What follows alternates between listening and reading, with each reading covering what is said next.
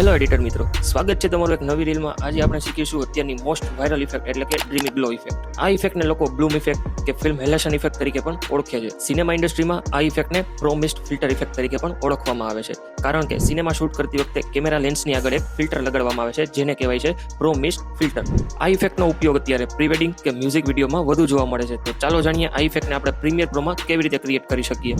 સૌથી પહેલા જે વિડીયો છે તેને આપણે ડુપ્લિકેટ કરશું ઉપરના લેયરમાં. તેમાં આપણે બે ઇફેક્ટ ઉમેરવાની થશે.